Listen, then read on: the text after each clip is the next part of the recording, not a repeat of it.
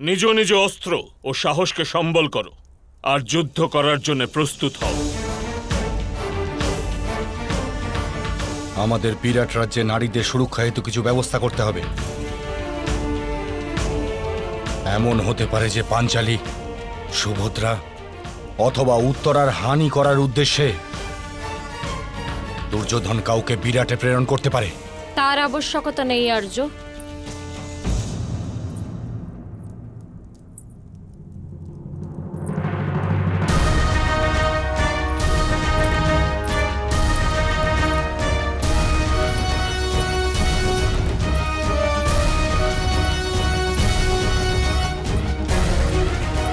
আমরা কুরুবংশের সকল স্ত্রীলোক রণভূমিতেই বসবাস করব।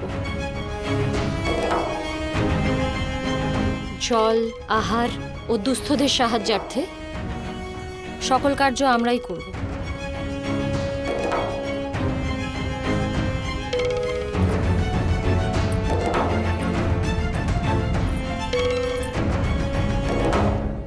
আর যখন আপনি দুর্যোধন ও তার ভাইদের বধ করবেন,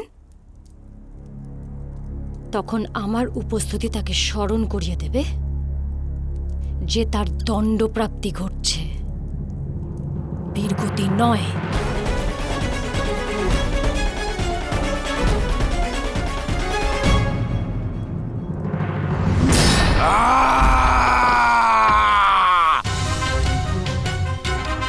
এই প্রকারে আমি তোমাকে বধ করব বাসুদেব। মিত্র দুর্যোধন,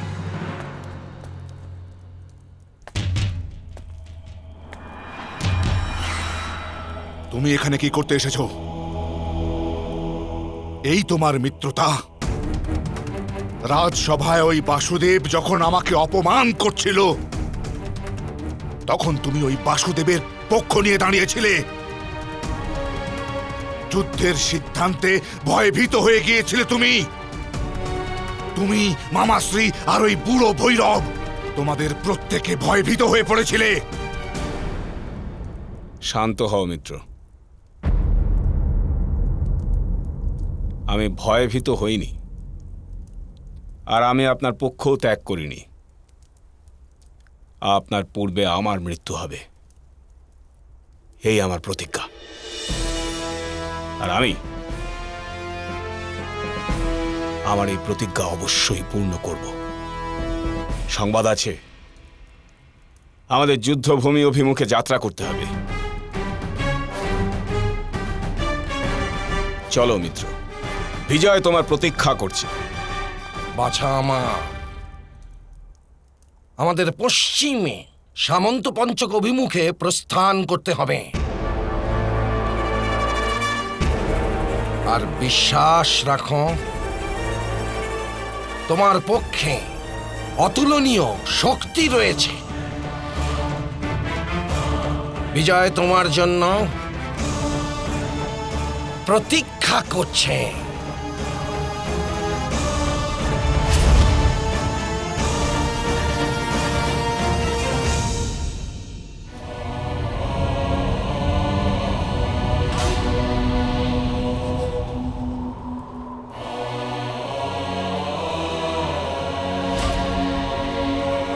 আমি মাতা গঙ্গার পুত্র, আমার মাতার পবিত্রতার নামে শপথ করছি, আমি হস্তিনাপুরের রাজা নয়, দাস হয়ে নিজের জীবন অতিবাহিত করব।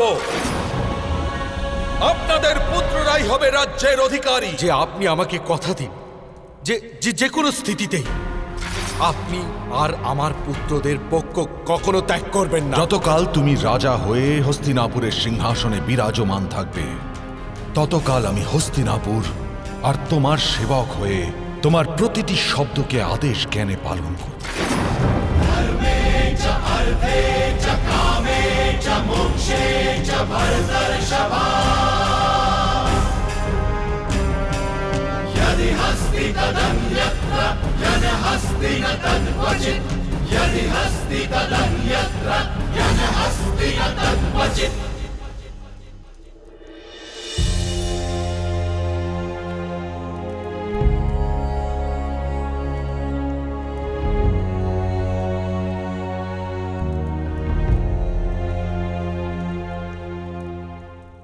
নিজের পিতাকে দেওয়া প্রতিশ্রুতি নির্বাহ করতে করতে নিজের পরিবারের অভ্যন্তরেই যুদ্ধের জন্ম দিয়ে ফেলেছি পুত্র।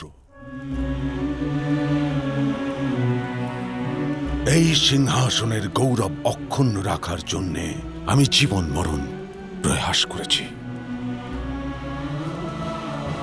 কিন্তু আমার চক্ষুর সম্মুখে তা মলিন হয়ে গেল। আমি জানি যদি এই সিংহাসন আমার রক্ষণাবেক্ষণে না থাকত, দুর্যোধন যুদ্ধ করার সাহস কদাপি করত না। আপনি কেবল আপনার ধর্ম পালন করেছেন তাতশ্রী।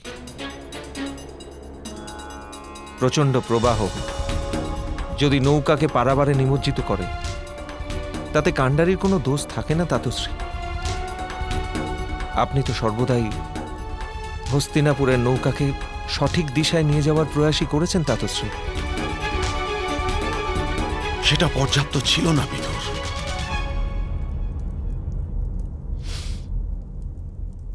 আমি নিজের পিতাকে এই সিংহাসনে বসে রাজ্য চালাতে দেখেছি। ওনার ধর্মরাজ্যের প্রতিপত্তি দেখেছি। ওনার রাজ্যে মানুষ সুখী ছিল আর দেবতারা প্রসন্ন ছিল। ধর্ম, জ্ঞান আর ন্যায়, এই তিন মূল ভিত্তি ছিল কুরু রাষ্ট্রের। আর আমার পূর্ণ বিশ্বাস যুধিষ্ঠিরও এইরূপ শাসন কুরু রাষ্ট্রকে দেবে। আর ধর্ম, ন্যায় ও জ্ঞান, এই তিনের সঙ্গম এই সিংহাসনে হবে।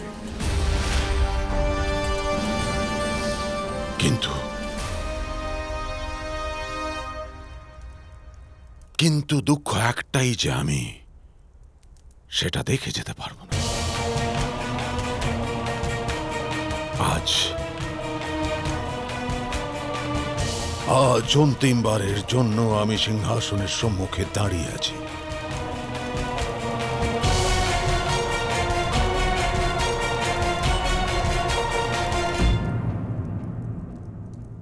তাতশ্রী, আপনার মৃত্যু কেন হবে?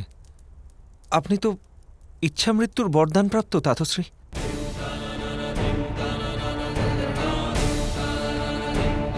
পুত্র বিদুর, যতক্ষণ আমার হাতে অস্ত্র থাকবে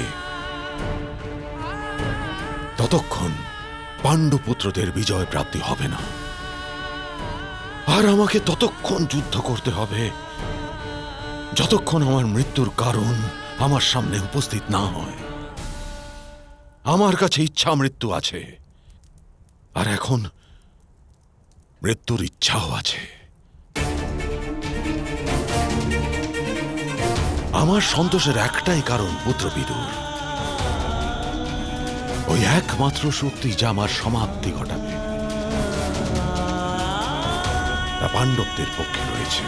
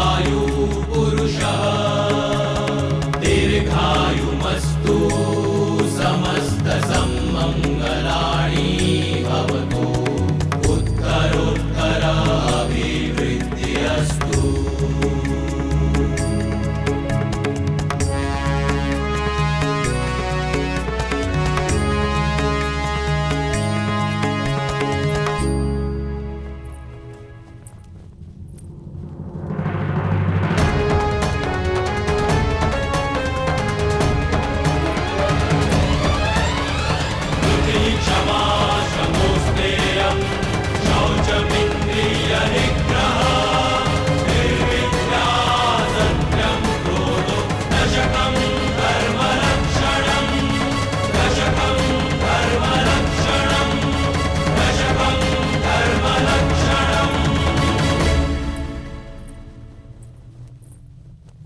সেনা প্রস্থানের জন্য প্রস্তুত তাতশ্রী।